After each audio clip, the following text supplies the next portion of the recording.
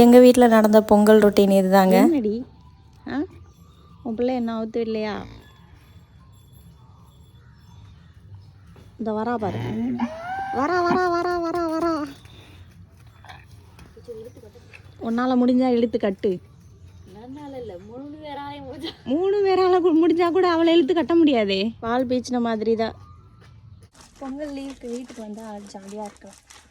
அதுதான் இல்லை, வீடு க்ளீன் பண்ணணும், சமைக்கணும், மாடு குழுவாட்டணும், துணி துவைக்கணும், குளிக்கணும், கோவிலுக்கு போகணும். இதே சென்னையாக இருந்தால் வாஷிங் மிஷினில் துவைச்சிருக்கலாம். இங்கே இதில் தான் துவைக்கணும் எல்லா துணியும். Have you ever felt the same?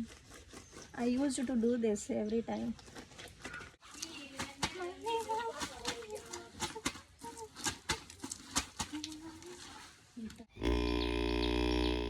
யாரை கூப்பிட்டு இருக்க? காமாச்சி எங்க வருது? அடே அப்பா, அந்த பொட்டை அடிச்சிருச்சுமா, மாடியில் வச்ச பொட்டை. மாடெல்லாம் குளிப்பாட்டி அதுங்களுக்கு பொட்டெல்லாம் வச்சுட்டு பொங்கல் வைக்க வந்தாச்சு. பாலும் பொங்க போகுது. ஊர் சைடில் எப்படி கேட்பாங்க, பால் பொங்கிடுச்சா கால் வீங்கிடுச்சான்னு. உங்கள் ஊர் சைட்லலாம் அப்படி கேட்பாங்களா? எங்கள் ஊர் சைடில் டிஃபால்ட்டாக கேட்பாங்க. அவ்வளோதான், பால் பொங்கிடுச்சு. தென் பூஜை ஜாமானுக்கெல்லாம் சந்தனமும் குங்குமமும் வைக்க சொன்னாங்க. ஸோ பூஜை அறையிலேருந்து எல்லாத்தையும் எடுத்துகிட்டு வந்து சந்தனமும் குங்குமமும் வைக்கிறோம். அடுத்து பொங்கல் வச்சுட்டு சாமி கும்பிடணும். நம்ம ஃபேவரேட்டான முருகனோட வேலுக்கு பொட்டு வச்சதுக்கப்புறம் பிள்ளையாருக்கு பொட்டு வச்சாச்சு. அதுக்கப்புறம் குபேரருக்கு பொட்டு வைக்கணுமா அப்படின்னு ஒரு டவுட் வந்துடுச்சு. அந்த டவுட்டை கேட்கும்போதே வீட்டில் சொன்ன கமெண்ட்ஸை பாருங்கள். ஏன்னா அந்த குபேரருக்கு வைக்கணுமா?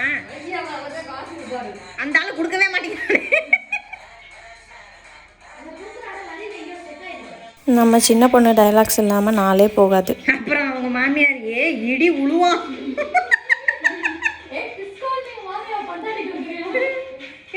இந்த இந்த கரிச்சட்டியில எவ்வளவு எண்ணெய் பிசுக்கு, இதெல்லாம் தலையை சுத்தி துவைக்கிறது. சொன்னோம் டிஸ்கோல்.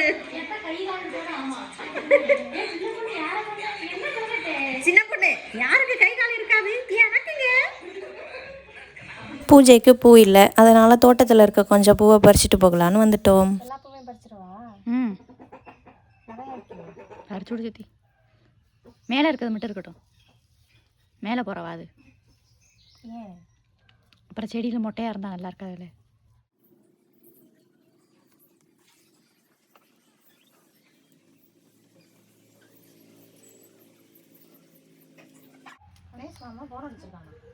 தெரியலையே, எப்பயாச்சும் அடிப்பா. தீபாவளி பொங்கல்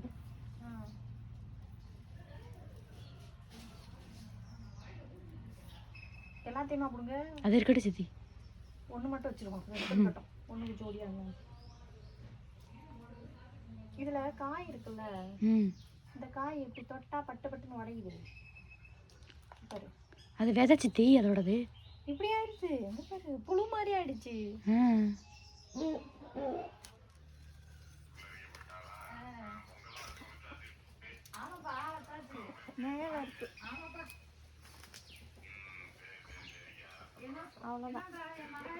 பூ பறிச்சுட்டு வந்ததுக்கப்புறம் எல்லா சாமி படத்துக்கும் பூ வைக்க சொல்லிட்டாங்க. ஒரே இடத்துல வச்சா மற்ற சாமிங்கெல்லாம் கோச்சிப்பாங்கல்ல, அதனால ஒவ்வொரு ஃபோட்டோக்கும் ஒவ்வொரு பூன்னு இருக்கிற சிலையிலேருந்து சங்குலேருந்து விளக்குலேருந்து எல்லாத்துக்கும் ஒரு ஒரு பூவாக எடுத்து வச்சிட்டோம்.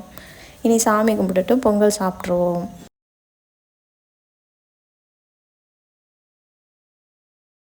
அவ்வளோதான், பொங்கல் முடிஞ்சிருச்சு. சாமி கும்பிட்டுட்டோம். ஹாப்பி பொங்கல்.